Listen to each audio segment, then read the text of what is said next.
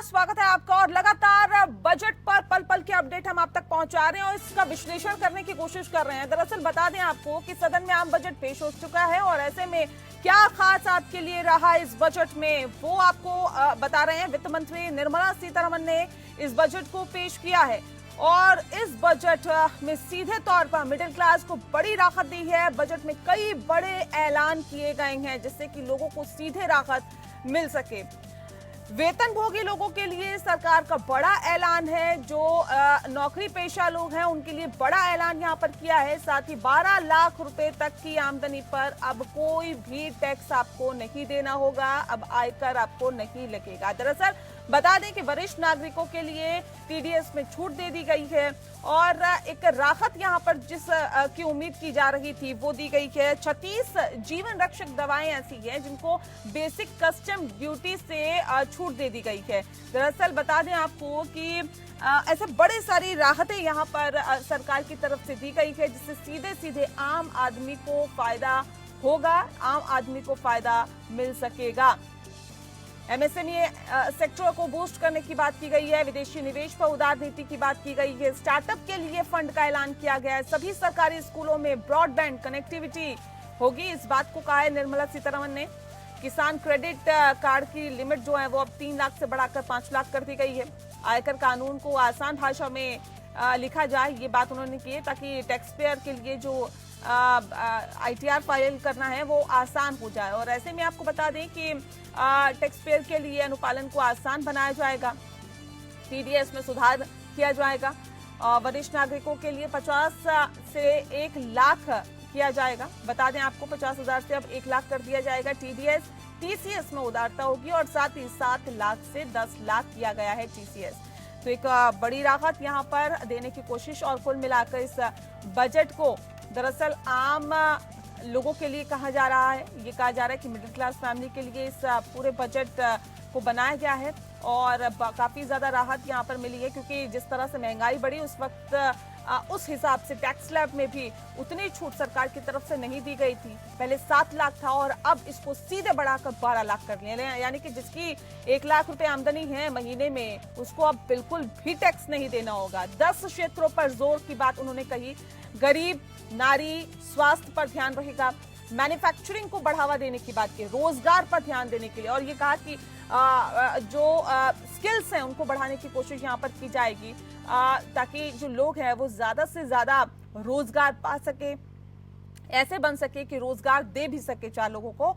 ऐसे में आपको बता दें कि समावेशी बजट इसको कहा उन्होंने और विकसित भारत बनाएंगे, यानी कि विकासशील से विकसित भारत तक की जो राह है उसे हम आसान करेंगे और ये जो बजट है उसके अंदर मील का पत्थर साबित होगा। मिडिल क्लास को गतिमान करने की यहाँ पर कोशिश होगी और साथ ही खाद्य तेलों में आत्मनिर्भरता हुई है। दलहन में आत्मनिर्भर हम बने हैं, ये कहा उन्होंने। और दलहनों पर 6 साल मिशन लॉन्च होगा और श्री अन्न को बढ़ावा दिया जा रहा है। श्री अन्न के लिए किसानों को मदद यहाँ पर दी जा रही है। भारतीय भाषा पुस्तक स्कीम को लॉन्च किया गया और साथ ही साथ 5 नेशनल स्किलिंग सेंटर बनाए जाएंगे और आईआईटी में अतिरिक्त छात्रों के लिए सुविधा होगी। मेडिकल शिक्षा में 10,000 छात्रों के लिए जगह बनेगी। हर जिले में कैंसर सेंटर बनाए जाएंगे, 200 कैंसर सेंटर बनेंगे। शहरी गरीबों के लिए नीति बनाई जाएगी और ऑनलाइन प्लेटफॉर्म कामगारों के लिए भी सोशल सिक्योरिटी, 1 करोड़ अस्थायी कामगारों के लिए स्वास्थ्य सुविधा और पीपीपी प्रोजेक्ट पर ज्यादा जोर यहाँ पर दिया गया है। जल जीवन मिशन जिसका जिक्र लगातार सरकार की तरफ से किया जा रहा है और लगातार जिक्र इसका किया जाता रहा है। 15 करोड़ घरों को फायदा इससे होगा, ये सरकार का कहना है, यानी कि निर्मला सीतारमण का कहना है। बता दें कि जल जीवन मिशन को व्यापक बनाया जाएगा और जलापूर्ति के लिए राज्यों में भागीदारी होगी। अर्बन चैलेंज फंड 1000 करोड़ रुपए। शहरी विकास के लिए अब अर्बन चैलेंज फंड होगा। छोटे न्यूक्लियर रिएक्टर बनाए जाएंगे। जहाज उद्योगों को मदद मिलेगी। नया उड़ान स्कीम को लॉन्च किया जाएगा और साथ ही 120 नए हवाई डेस्टिनेशन बनेंगे। पहाड़ी इलाकों में एयरपोर्ट बनेंगे और बिहार में बनेगा ग्रीनफील्ड एयरपोर्ट। भारतीय ज्ञान को बढ़ावा दिया जाएगा और इसके लिए संस्थान, घरेलू उद्योगों को बढ़ावा मिलेगा। घरेलू इलेक्ट्रॉनिक उद्योगों को मदद मिलेगी और साथ ही नया कर बिल लाया जाएगा। विदेशी निवेश पर उदार नीति और साथ ही नया कर बिल लाने की बात भी यहां पर की गई। स्टार्टअप्स के लिए फंड का ऐलान किया गया है। सभी सरकारी स्कूलों में ब्रॉडबैंड कनेक्टिविटी होगी, इस बात को भी निर्मला सीतारमण ने कहा है।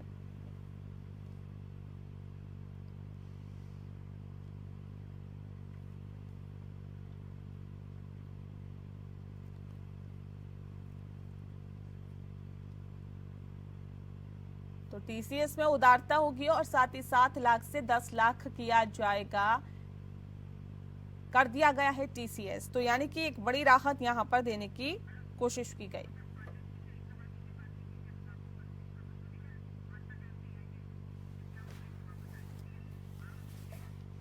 और चलिए इस विषय पर तफसील से चर्चा करने के लिए खास मेहमान हमारे साथ हैं शिवेंद्र पांडे जी, हमारे साथ जुड़े हुए हैं, चार्टर्ड अकाउंटेंट हैं। शिवेंद्र जी, अच्छा ये बताइए कि देखिए टैक्स में तो एक बड़ी राहत मिडिल क्लास को दी गई है, लेकिन तरीका भी आसान करने की बात यहाँ पर की जा रही है कि जो तरीका है ज्यादा से ज्यादा लोग टैक्स पे कर रहे हैं और बहुत ही आसान तरीके से करें, सबसे सरल तरीके से करें, उसकी भी जिक्र यहाँ पर किया गया है। ऐसे कैसे देखते हैं आप? गवर्नमेंट का मेन अगर हम देखें तो वो चाहते हैं कि टैक्स पेयर अपने आप कंप्लाइंस करने के लिए आगे बढ़े। हाँ। उसी की वजह से हम अगर पूरी चीज ओवरऑल देखें तो गवर्नमेंट एक एस्पेक्ट देख रही है कि टैक्स पेयर के हाथ में, एक सिटीजन के हाथ में ज्यादा से ज्यादा डिस्पोजेबल इनकम हो, वो उस इनकम को एंजॉय करे और अपने इनकम कायदे से दिखाए। अगर इसके एस्पेक्ट में हम देखें तो गवर्नमेंट ने अपने स्यू मोटो बोला है कि भाई हम वॉलंटरी कंप्लाइंस बढ़ाने के लिए आपका जो अपडेटेड आईटीआर का कॉन्सेप्ट लेके आए थे ये 2021 में, उसका पीरियड 2 साल से बढ़ा के इन्होंने 4 साल कर दिया। उससे फायदा ये होगा अगर मान लीजिए किसी की इनकम अपने आप छूट जाती है या वो गलत रिटर्न फाइल कर देता है तो वो अपने आप रिटर्न रिवाइज कर दे, उस पर अपने आप टैक्स पे कर दे, जिससे ना उसके ऊपर कोई पेनल्टी लगेगी ना कोई उसके ऊपर कोई गवर्नमेंट का एक्शन होगा। आपका स्यू मोटो कंप्लाइंस का एस्पेक्ट है, इससे गवर्नमेंट को भी पैसा जा रहा है एक तरीके से आप देखें तो, और दूसरी तरफ से अगर आप ये देखिए एक एसएससी का भी अपना कॉन्फिडेंस बढ़ रहा है कि मैं सही चीज कर रहा हूँ, जिसके लिए गवर्नमेंट मुझे आगे चल के पेनलाइज नहीं करेगी। एक एस्पेक्ट। दूसरा, हाँ, इनकम टैक्स की अगर हम बात करें, स्लैब की बात करें, देखिए एक बड़ी राहत यहाँ पर दी है। ये कहा जा सकता है 7 लाख से 12 लाख करना मतलब 5 लाख का जंप। राइट। ये तो आम लोग भी नहीं सोच रहे थे, मिडिल क्लास जो वर्ग है वो भी नहीं सोच रहा था कि इतना बड़ा जंप मिलेगा। देखिए 2014 से जब मोदी सरकार रही सत्ता में आई तो 2.5 लाख था स्लैब मिडिल क्लास के लिए। अगर मैं सही हूँ आप मुझे करेक्ट कर दीजिएगा। 2.5 लाख था और इन 10 सालों में तकरीबन 10 से 11 सालों में 12 लाख। ये ग्रोथ कितनी देख रहे हैं आप? देखिए 2.5 लाख से 12 लाख इन 10 सालों 11 सालों में। देखिए जैसे आपने बोला कि ये किसी ने एक्सपेक्ट नहीं करा था कि 7 से सीधे 12 लाख तक एग्जम्पशन पहुंच जाएगा।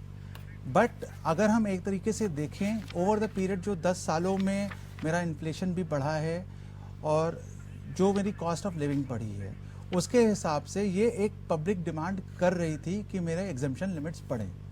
एक इफेक्टिव था कि भाई 10 हम जो एक्सपेक्ट कर रहे थे 9 से 10 लाख के बीच में एक्सपेक्टेशन थी, लेकिन सीधे 12 लाख ले जाना इट्स अ गुड थिंग, जिसकी वजह से हमारे हाथ में पैसा ज्यादा आ रहा है, आदमी का कॉन्फिडेंस बढ़ रहा है।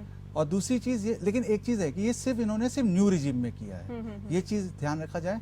सारे अमेंडमेंट्स न्यू रिजीम में है। गवर्नमेंट ओल्ड रिजीम जो पहले की चल रही थी जहां पर डिडक्शंस अलाउ किए जाते थे वहां पर कोई चेंज नहीं किए गए हैं। नहीं, इसका क्या फर्क पड़ता है न्यू रिजीम और ओल्ड रिजीम का? क्या अंतर अगर हम मोटा मोटा बताएं तो न्यू रिजीम के अंतर्गत जो हमें डिडक्शंस अलाउ होते थे, जैसे कि हमने एटीसी में इंश्योरेंस का प्रीमियम दिया या मेडिकल का इंश्योरेंस, मेडिकल की इंश्योरेंस पॉलिसी करा के हमने उसका क्लेम किया या एचआरए का बेनिफिट लिया, ये सब का डिडक्शन हमें न्यू रिजीम में नहीं मिलता है। अच्छा। ओल्ड रिजीम में हमें इन सब का डिडक्शन मिलता था, लेकिन अब ओल्ड रिजीम में हमारे टैक्स रेट ज्यादा हैं एज कंपेयर टू जो हमारे आज का बजट आया है न्यू रिजीम के हिसाब से। तो ऑफ कोर्स ये गवर्नमेंट चाह भी रही है कि आप न्यू रिजीम में शिफ्ट हों, उससे और आप कम टैक्स भी दें, न्यू रिजीम में शिफ्ट हों, लेकिन आपके साइड बाय साइड डिडक्शंस भी वो आपसे लेती जा रही है। बिल्कुल, तो सरकार ये चाह रही है, लेकिन एमएसएमई सेक्टर को भी बूस्ट करने के लिए जो कोशिशें यहाँ पर की गई है, क्या लगता है आपको कि ये कोशिशें काफी है? क्योंकि देखिए वहां बूस्ट करना बहुत जरूरी है। ज्यादा मैन्युफैक्चरिंग होगी, ज्यादा कारखाने लगेंगे, ज्यादा फैक्ट्रियां होंगी, ज्यादा प्रोडक्शन होगा, तो चीजें बेहतर होगी, जीडीपी बेहतर होगी।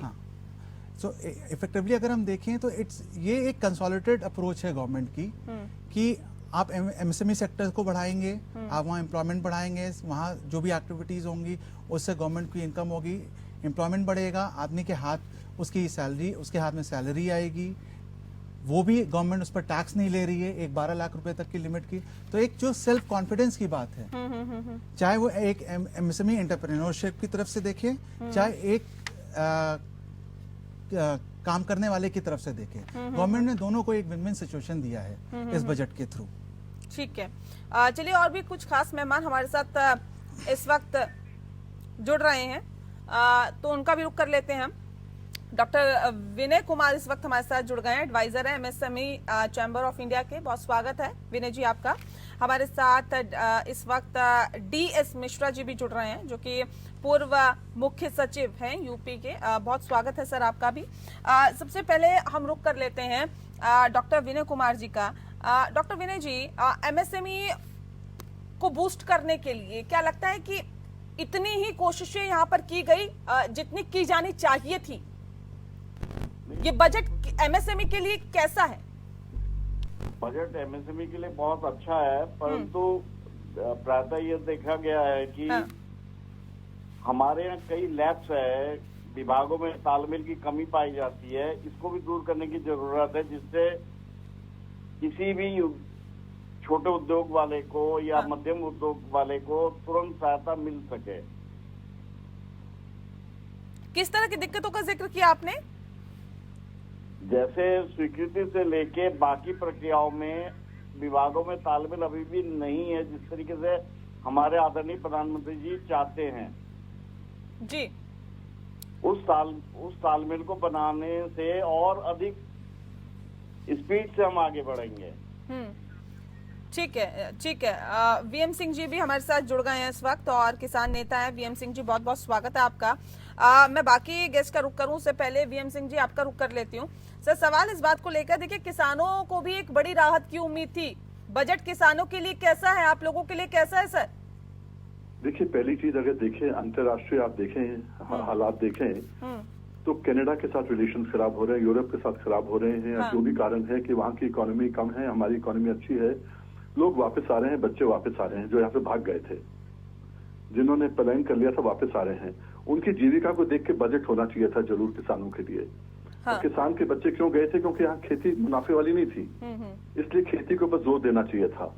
ना तो एमएसपी की गारंटी दी, जो इतना आंदोलन हो रहे हैं, इतना चाल चलन हो रहा है, सब कुछ हो रहा है, कहीं जिक्र भी नहीं है। केवल एक ही जिक्र है किसानों को जो फायदे की बात, अगर जो आपके पैनलिस्ट बोल सकते हैं कि 3 लाख का 5 लाख रुपए उन्होंने कर दिया है केसीसी के ऊपर, केसीसी को बढ़ा के 3 लाख का, ये अनुदान थोड़ी ना है, ये तो कर्ज है। अगर कर्ज पूरा नहीं कर पाएंगे, 2 लाख वापस नहीं, 3 लाख के बदले 5 लाख है, जो 2 लाख वापस नहीं कर पाएंगे टाइम पे, तो अगले साल नहीं मिलेगा वो। और वो कर्ज कहाँ जाएगा? किसान जो है, ये किसको देख के दिया गया है? ये मार्केट को देख के दिया है, मार्केट को बूस्ट करने के लिए दिया गया है। किसान जो है घर में पैसा नहीं रखता है, बैंक में पैसा नहीं रखता है, वो मार्केट में जाके खरीदारी करता है। तो उस खरीदारी के लिए जो है, अगर 2 लाख रुपए प्रति किसान भी अगर जाता है तो पूरा पैसा मार्केट में जाएगा, मार्केट में उछाल आएगा। पर किसान का तो कर्ज बढ़ते जाएगा, वो तो फांसी खाएगा बाद में, जो वापस नहीं कर पाएगा। ये चीजें जो है, अब देखने वाली बात केवल ये है कि हर कहीं बात हो रही है मध्यम वर्ग की। बड़ा अच्छा है जिनको फायदा मिले, चलो किसी को तो फायदा मिला। पर जहां तक सवाल उठता है किसानों का, आपको मालूम होगा एवरेज इनकम किसानों की, ये गवर्नमेंट के डाटा से मैं बात कर रहा हूँ, 8,059 रुपया था पर मंथ 2016-17 में, जो बढ़ के 13,661 रुपीज आ गया। 13,000 रुपये, अगर 14,000 रुपये लगा लो तो आप 16,000 रुपये मिलता है इनको, 1,60,000 मिलता है एक साल का, और आप इनकम रिलीफ दे रहे हैं मध्य वर्ग को 12 लाख का। किसान तो कभी जिंदगी में टच नहीं कर सकता 12 लाख इस तरह से। ये एवरेज इनकम है, किसी की ज्यादा है, किसी की कम भी है। तो इन चीजों को देखते हुए आपने जो किया है, ये सब नाबार्ड के डाटे हैं। ये डाटे जो हैं हमारे नहीं है। धन धन्य योजना बोलने से किसान को धन्य नहीं हो जाता। आपको याद होगा एक बार था, हाँ। इन्होंने जीरो बजट, ये निर्मला सीतारमण जी ने, वित्त मंत्री जी ने 5-6 साल पहले जीरो बजट खेती की बात करी थी, खूब तालियां पिटी थी कि जीरो बजट होगा, किसान को मुनाफा मुनाफा होगा। आज तक क्या हुआ उसका? ये जुमलों की राजनीति जो है कब तक चलेगी? किसान कृषि प्रधान देश है। किसान, हम कहते हैं मध्यम वर्ग को आप बिल्कुल आगे लेके जाइए, बहुत आगे लेके जाइए, सबको लेके जाइए, पर किसान को भी तो लेके जाइए ना। जैसे मैंने आपको इसकी आय के बारे में बताया, केवल मैं आपको एक आंकड़ा देते हुए अपनी बात खत्म करूंगा। हाँ। 1947 में जब देश आजाद हुआ तो सबसे कमजोर वर्ग होता है जो होता है कर्मचारी, पीएन, खलासी बोलते हैं, जो बोलते हैं उसको, उसकी 10 रुपए तनख्वाह थी प्रति माह। 7वें वेतन आयोग में वो हो गई अंदाज से कि 18,000 से लेके 25,500 तक वो क्लासेस बने हुए उसके अंदर। अब उनकी हो गई 91,000 से 78,000 तक। अब इनके तो 4-4, 5-5 हजार गुना बढ़ गई है। किसान का लगाइए कि किसान का हाल क्या है, जिसके पास 10 एकड़ जमीन थी आज उसके पास 2 एकड़ बच गई है। जिसके पास अगर 20 एकड़ जमीन थी, जिसमें थी नहीं भी नहीं, 20 एकड़ भी थी, आज 86% पीपल हमारे जो है, किसान जो है हमारे, वो 2-3 एकड़ के काश्तकार हैं केवल। तो इन चीजों को देखते हुए एक फोकस करना चाहिए था। आपने मखाने की इंडस्ट्री बनाने की बात कर दी बिहार में, बड़ा अच्छा किया। बिहार वाले जाने, उनको फायदा होता है तो बड़ा अच्छा है, हम लोग खुश रहेंगे। बट पॉइंट यह है कि हम यूपी की अगर बात करें, उत्तर प्रदेश में तो किसान का सबसे बुरा हाल है। ये जो फिगर्स मैंने आपको दिए ना, देश के फिगर्स हैं, इसमें पंजाब भी आता है, हरियाणा भी आता है। मतलब किसान पूरी तरह से संतुष्ट नहीं है। आप पूरी तरह बिल्कुल संतुष्ट नहीं है जी, बिल्कुल भी संतुष्ट नहीं है। पूरी तरह तो बहुत दूर की बात है। मैंने आपको जो आंकड़े दिए हैं, कोई पैनलिस्ट बता दे कि आंकड़े अगर गलत हैं तो बताइए ना मुझे। लेकिन देखिए, मखाने की खेती पर खास फोकस उन्होंने किया है। इसके लिए एक बोर्ड का गठन करने की भी बात की है। किसानों पे तो वैसे भी फोकस नहीं लगता आपको कि मौजूदा सरकार करती रही है किसानों की आय को बढ़ाने के लिए, बीज का उत्पादन बेहतर करने के लिए? अरे लोन के बदले मजा आता अगर आप कहते हैं कि 3 लाख के बदले हम 5 लाख कर रहे हैं और 2 लाख आपका अनुदान मिलेगा, तो हर किसान ताली बजाता आपके लिए। ठीक है, चलिए DS मिश्रा जी भी हमारे साथ जुड़े हुए हैं, उनका मैं रुख कर लेती हूँ। मिश्रा जी, कैसे देखते हैं इस बजट को? नेहा जी, ये बजट माननीय प्रधानमंत्री जी का 2047 तक विकसित भारत का जो विजन है, उस विजन को पूरा करने वाला बजट है। ये बजट पूरी तरह से ग्रोथ ओरिएंटेड बजट है, एम्प्लॉयमेंट ओरिएंटेड बजट है। किसानों की स्थिति बिल्कुल, मैं थोड़ा सा इत्तेफाक नहीं करूंगा जो हमारे सम्मानित BN सिंह साहब जो कह रहे थे कि किसानों की स्थिति को बहुत बिल्कुल बदलने वाला बजट।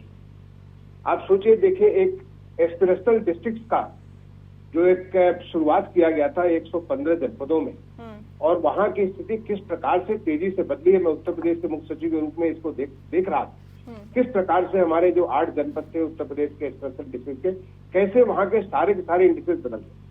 तो कृषि के बारे में जहाँ पे प्रोडक्टिविटी कम है, जहाँ पे क्रेडिट लिमिट कम है, जहाँ पे अभी जो डाइवर्सिफिकेशन होना चाहिए वो कम है, इन सारी चीज को देख करके अगर 100 डिस्ट्रिक्ट हमारे पूरे देश में बनाए जाएंगे और उन जनपदों में किसानों के कार्यक्रमों के ऊपर विशेष फोकस भारत सरकार और राज्य सरकार के द्वारा दिया जाएगा, तो निश्चित तौर पे वहां पे न केवल वो उनका ही ग्रोथ होगा, बल्कि वो एक प्रकार से जो मैंने देखा स्पेशल डिस्ट्रिक्ट में या स्पेशल ब्लॉक्स में या स्पेशल शहर में जो हमारी योजनाओं का जो क्रियान्वयन हम देखा, उससे एक चुनौती बनती है, एक दूसरों के आपस में देखिए कंपटीशन बनता है और उससे काफी ज्यादा स्थिति में सुधार होता है। मैं ये भी कहना चाहूंगा कि किसानों के लिए तो चाहे केवल मखाना ही नहीं, बल्कि ऑयल सीड्स के बारे में, पल्सेस के बारे में और तमाम सारे उनके क्रेडिट के बारे में, उनको जो है सिंचाई साधन के बारे में, उनकी जो तमाम किस्म की जो सुविधा, देखिए यूरिया के फर्टिलाइजर्स के बारे में इतनी सारी चीजें इस बजट में लाई गई। तो मुझे लगता है कि किसानों के लिए ही जो हमारा अन्नदाता किसान है, भारत सरकार का एक बहुत बड़ा फोकस अन्नदाता किसान के ऊपर पिछले 10-11 सालों से रहा है, लगातार रहा है। मैं भारत 2014 से 2024 के बीच आपने स्थितियां बदलते हुए देखी किसानों को लेकर। ये तो कह रहे हैं देखिए हम तो संतुष्ट नहीं है, मतलब कुछ हद तक भी संतुष्ट नहीं है। कह रहे 3 लाख से लेकर 5 लाख कर दी गई है वो लिमिट, चलिए उसको अगर हटा दिया जाए, उसके अलावा क्या है किसानों के लिए इस बजट में?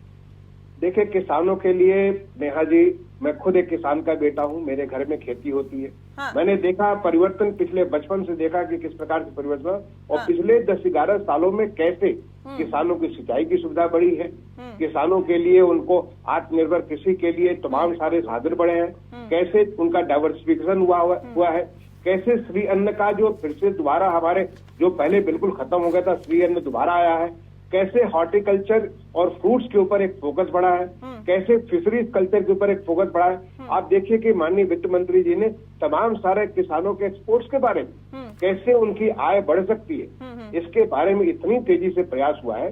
तो मैं कहूंगा, और ये किसान के बारे में तो बहुत मेजर फोकस है, किसान के साथ साथ गरीबों के बारे में फोकस है, हमारे युवा वर्ग के बारे में फोकस है, महिलाओं के बारे में फोकस है, और इस बार तो इतना कमाल का चीज मिडिल क्लास के लिए हुआ है। देखिए, मिडिल क्लास हमारा जो है, जो उनका आज 12 लाख रुपए तक, या अगर वो सैलरीड है तो 12,75,000 रुपए तक जो टैक्स नहीं लगेगा। मैं मिश्रा जी, मैं लौटती हूँ क्योंकि इस पे मैं एक बार रिएक्शन ले लेती हूँ अभी वीएम सिंह जी से। वीएम सिंह जी, अभी तो देखिए आपने सुना ही होगा मिश्रा जी। मैं आपको जवाब देता हूँ। हाँ बिल्कुल, जवाब दे दीजिए सर। देखिए, ऐसा है, मिश्रा जी जो हैं चीफ सेक्रेटरी थे उत्तर प्रदेश के, उन्होंने कहा मैं किसान का बेटा हूँ, बड़ा अच्छा है। मिश्रा जी बताएंगे कि आपका बेटा खेती करने को तैयार है क्या? नहीं है, कोई तैयार नहीं है। हकीकत है, बोलने की बात अलग है। आज उत्तर प्रदेश में लगा लीजिए आप, जिले से जिले लगा लीजिए आप बताइए कितने जिलों के अंदर कितने सुसाइड कर रहे हैं किसान, जब उनको लोन वापस करना पड़ता है। नहीं तो सर आज कर रहे हैं क्या? ये तो सर करते ही रहे। ऐसा नहीं, मुझे ये बताइए, ये आंकड़ा आज का नहीं है ना सर, कि भाई ये कहा जाए कि किसान आज आत्महत्या करने को मजबूर हो। जी नहीं, 20 साल से कर रहा है, जैसे आप कह रहे हैं ना, जैसे मिश्रा जी कह रहे हैं कि 10 साल में बहुत परिवर्तन आ गया है, ये सही है कि उनके लिए परिवर्तन आया। तो मैं उनसे पूछना चाहूंगा, क्या उनका बेटा खेती करने के लिए वापस तैयार हो गया है? नहीं, उनका बेटा भी IAS में जाने की कोशिश कर रहा होगा। मैं एक ऐसा आदमी हूँ जो IAS के अंदर आने के प्रीलिम्स क्रॉस करने के मिश्रा जी कुछ कहना चाह रहे हैं, सुन लेते हैं। मिश्रा जी कुछ कह रहे हैं, देखिए आप पे रिएक्शन दे रहे हैं, बताइए मिश्रा जी। देखिए, ऐसा है कि एक डेवलप्ड इकोनॉमी में दुनिया भर का अनुभव है कि जब डेवलप इकोनॉमी होती है तो वैसे वहाँ पे कृषि के ऊपर जो है, जो जितने लोग काम करने वाले हैं उनकी संख्या घटती जाती है। मैंने जो जितने लोग कृषि के ऊपर निर्भर होते हैं उनकी संख्या घटती जाती है, और कृषि की उत्पादकता बढ़ती जाती है, जो किसानों की आय बढ़ती चली जाती है। और इसका नतीजा ये है, आज आप पहले बार में वीएम सिंह से निवेदन करना चाहूंगा, मैं जानता नहीं उन्हें व्यक्तिगत तौर पे, उनसे निवेदन करना चाहूंगा कि आज देखिए IIT में पढ़े हुए बच्चे, इंडियन इंस्टीट्यूट ऑफ मैनेजमेंट पढ़े बच्चे आज एग्रीटेक के ऊपर इतना सारा किस्म का काम कर रहे हैं, जो विदेशों में रह रहे थे, विदेशों में काम करते, वो लौट करके हमारे एग्रीकल्चर के ऊपर काम कर रहे हैं। इतने सारे स्टार्टअप्स एग्रीकल्चर के सेक्टर में प्रारंभ हो गए, अच्छे खासे बच्चे वो लग करके किसानों के साथ उनकी आय बढ़ाने में लगे हुए, चाहे वो उनकी सीड्स के प्रोग्राम के बारे में हो, चाहे उनके जो है जो इनका जो प्रैक्टिसेस है उसके बारे में हो, इरिगेशन को कैसे उस पर लेस वाटर डिपेंडेंट कर सकते हैं उसके बारे में हो, या उनकी कैसे बेहतर आय दे सकते हैं, उनका जो उत्पाद हो रहा है, चाहे कृषि हो, चाहे हॉर्टिकल्चर हो, चाहे फ्रूट्स हो, इसको कैसे आप उससे बेहतर से बेहतर उनकी आय दे सकते हैं, इन सब के बारे में आज बहुत बड़ी संख्या। मैं खुद एक IIT का इंजीनियर हूँ, और IIT जब मैं जाता था, जब चीफ सेक्रेटरी और IIT जाता था, IIT में बहुत सारे बच्चे आज एग्रीकल्चर सेक्टर में एग्रीटेक के ऊपर काम कर रहे हैं। क्यों काम कर रहे हैं? क्योंकि एग्रीकल्चर में संभावनाएं बहुत बढ़ गई हैं। बहुत सारे लोग, आप एक किसान से बात करें, मैंने बताया कि किसान का बेटा हूँ, मेरे घर में खेती होती है, और हमारी जो पहले की उपज होती है उससे कहीं ज्यादा बेहतर उपज हो रही। क्यों? क्योंकि आज वहाँ सिंचाई के बेहतर साधन है, आज वहाँ पे बेहतर इम्प्लीमेंट्स है। जो पहले हमारे घर में जो बैल होते थे, जो हमारा हल से जुताई होती थी, आज के ट्रैक्टर से जुताई होती है, बहुत सारे मैकेनाइजेशन हो गया। तो हम अगर ये कहेंगे कि सारे के सारे हर एक के बच्चे किसानी में लगे रहे, नहीं, वो उनकी अपनी आय के बिल्कुल अपने हुनर के हिसाब से और अपनी पढ़ाई के हिसाब से उसमें अपनी भूमिका निभा रहा है। मैं विनय जी का एक बार फिर से रुक कर लेती हूँ। विनय जी, मैं जाना चाहूंगा, केवल 1 मिनट अगर आप दे दें मुझे। हाँ बिल्कुल सब बताएं। देखिए, मैंने एक ही चीज पूछी थी इनसे कि इनका बेटा, क्योंकि आपने कहा मेरे पिताजी खेती करते थे, तो जमीन तो होगी, आप कह रहे जमीन में इनकी प्रोडक्टिविटी ज्यादा हो रही है, आमदनी ज्यादा हो रही है, क्या बेटा खेती में आया? नहीं आया। अगर जिस दिन में मुनाफा होगा, फायदा होगा, कौन आदमी छोड़ के जाएगा उसको? पर हकीकत यह है कि आज उत्तर प्रदेश में आप मुख्य सचिव रहे थे, आपको मालूम होना चाहिए कि आज हालात क्या हैं। पर अगर आपके हिसाब से इतने अच्छे हालात हैं तो उत्तर प्रदेश आज टॉप 2 में होना नहीं, चाहिए। अच्छे हालात की सिर्फ बात नहीं की जा रही, कहा जा रहा है कि पहले से बेहतर हुए हैं सर। देखिए हर चीज के मैंने आपको गिनाया कि जो 10 रुपए कमाता था आज वो 51,000 रुपए कमाता है। तो हर चीज में प्रोसेस है ये प्रोसेस है। प्रोसेस के हिसाब से किसान बहुत पीछे रह गया है। ये कहने की जरूरत है केवल। मैं आपसे माफी चाहूंगा, मैं निकल रहा हूँ अभी। Thank you so much. बहुत बहुत शुक्रिया आपका वीएम सिंह जी, आप हमारे साथ जुड़े और इस वक्त हमारे साथ जो जुड़े विनय जी आपका भी बहुत बहुत शुक्रिया इस लाइव में हमारे साथ जुड़ने के लिए। और डीएस मिश्रा जी हमारे साथ जुड़ा हुआ है और साथ ही साथ पांडे जी भी हमारे साथ जुड़े हुए हैं।